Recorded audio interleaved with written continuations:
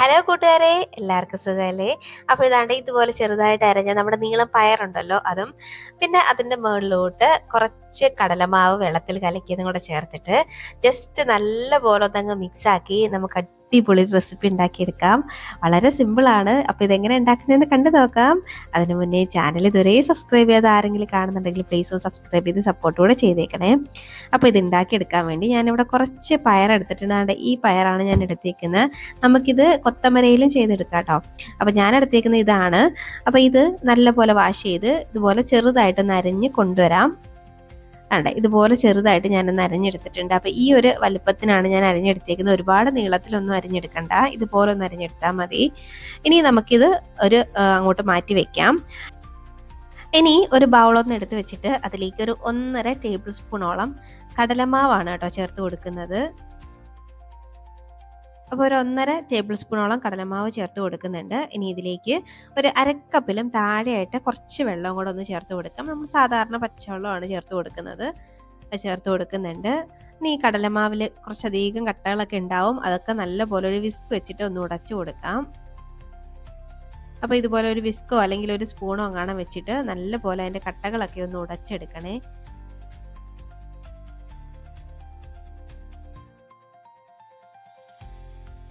അപ്പോൾ അതാണ്ട് ഇതുപോലെ ഒന്ന് ഉടച്ചെടുത്തിട്ടുണ്ട് ഞാൻ. അപ്പോൾ ഇത് നമുക്ക് അങ്ങോട്ട് മാറ്റി വെക്കാം.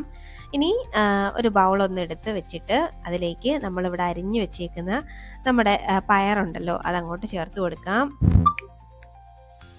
ഇനി നമ്മളിവിടെ കലക്കി വെച്ചേക്കുന്നത് നമ്മുടെ കടലമാവിൻ്റെ ആ ഒരു മിക്സ് ഉണ്ടല്ലോ, അത് ഇതിൻ്റെ മുകളിലോട്ട് അങ്ങോട്ട് ഒഴിച്ചു കൊടുക്കാം.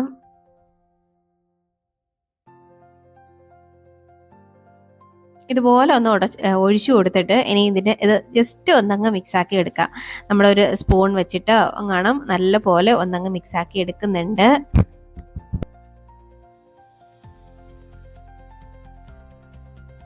ഈ ഒരു റെസിപ്പി ഉണ്ടാക്കാൻ കുറച്ച് ക്ഷമ ആവശ്യമുണ്ട് കേട്ടോ.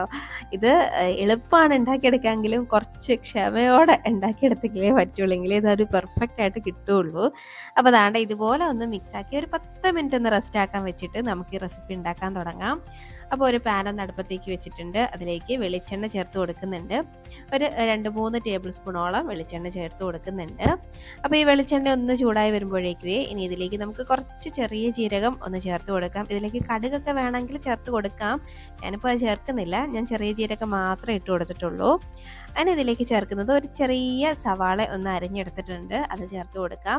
അപ്പോൾ സവാള ഒരുപാട് വലുതാണെങ്കിൽ അതിൻ്റെ പകുതി ഭാഗം മാത്രം മതി കേട്ടോ, അല്ലെങ്കിൽ ഒരു 1/4 ഭാഗം മതിയാവും. വളരെ കുറച്ച് മാത്രമേ സവാളയുടെ ആവശ്യമുള്ളൂ.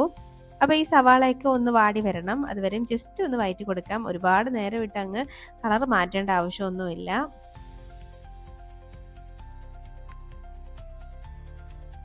ജസ്റ്റ് ഒന്ന് ട്രാൻസ്പെറൻ്റ് ആയിട്ട് വന്നാൽ മാത്രം മതി, അതുവരെ ഒന്ന് വഴറ്റിയാൽ മതി. ഇപ്പോൾ താണ്ടൊന്നും ആയിട്ടുണ്ട്. ഇനി ഇതിലേക്ക് കുറച്ച് കറിവേപ്പില ചേർത്ത് കൊടുക്കുന്നുണ്ട്. പിന്നെ ഒരു പച്ചമുളക് അരിഞ്ഞതും കൂടെ ചേർക്കുന്നുണ്ട്. അപ്പോൾ എരിവിനനുസരിച്ച് പച്ചമുളക് കൂട്ടിയേക്കണേ. ഞാൻ വളരെ എരിവ് കുറച്ചാണ് കഴിക്കുന്നത്, അതുകൊണ്ട് ഞാൻ ഒരെണ്ണേ ചേർക്കുന്നുള്ളൂ.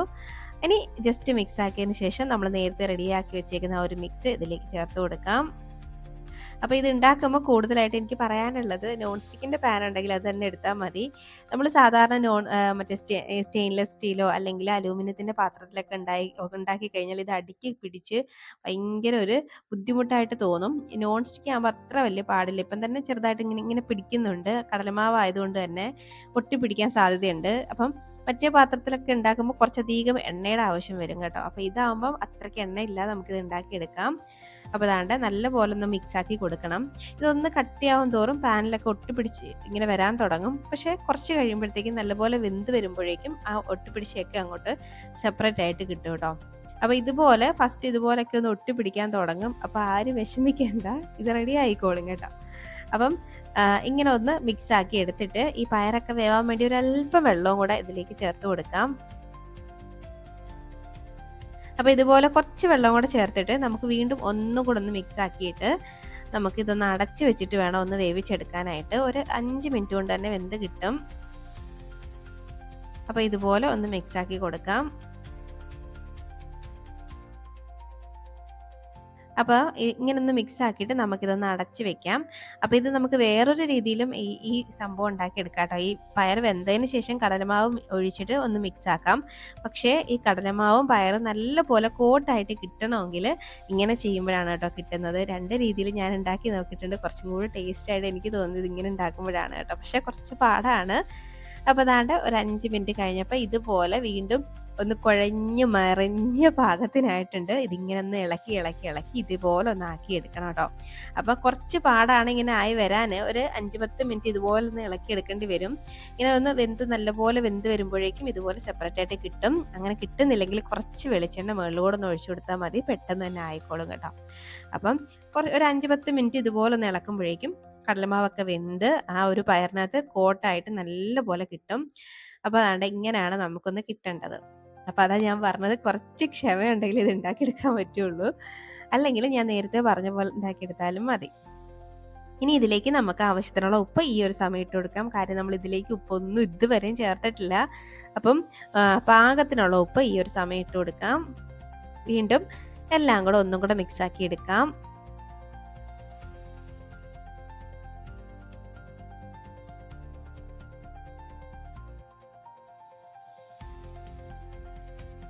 ഇപ്പോൾ ദാണ്ട് ഞാൻ എല്ലാം കൂടെ ഒന്ന് മിക്സ് ആക്കി എടുത്തിട്ടുണ്ട്. കണ്ടോ, കട്ടകളൊക്കെ ഒരുപാടുണ്ടെങ്കിൽ ചെറുതായിട്ട് ആ സ്പൂൺ വെച്ചിട്ടൊന്ന് ഉടച്ചു കൊടുത്താൽ മതിയാവും.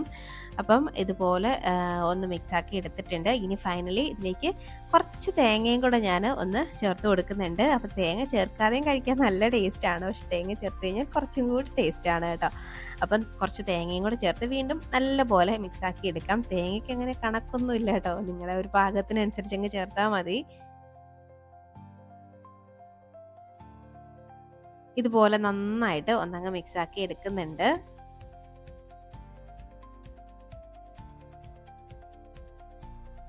ഇപ്പൊ ദാണ്ടെ നമ്മുടെ നല്ല അടിപൊളി ഒരു തോരൻ റെഡി ആയിട്ടുണ്ട് കേട്ടോ. ഈ കടലമാവ് വെച്ചിട്ട് ഇതുപോലെ തോരൻ ഉണ്ടാക്കി നോക്കണേ.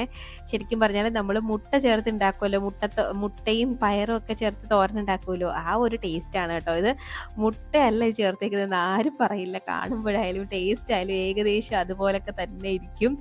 ആണ്ട് ഇതുപോലെ നല്ല അടിപൊളി ഒരു തോരൻ റെഡി ആയിട്ട് വന്നിട്ടുണ്ട്. അപ്പോൾ ഇത്രയേ ഉള്ളൂ. ഇനി നമുക്ക് ഫ്ലെയിം ഓഫാക്കാം. ഇതങ്ങോട്ട് മാറ്റി വെക്കാം. നല്ല ടേസ്റ്റി ആയിട്ടുള്ള നല്ലൊരു കടലമാവ് പയർ തോരനാണ്. അപ്പോൾ തോരൻ ഇങ്ങനെ ഉണ്ടാക്കി നോക്കിയിട്ടില്ലെങ്കിൽ ഉറപ്പായിട്ട് ഉണ്ടാക്കി നോക്കണം. എന്നിട്ട് നിങ്ങളുടെ അഭിപ്രായം പറയാനും മറക്കരുത് കേട്ടോ.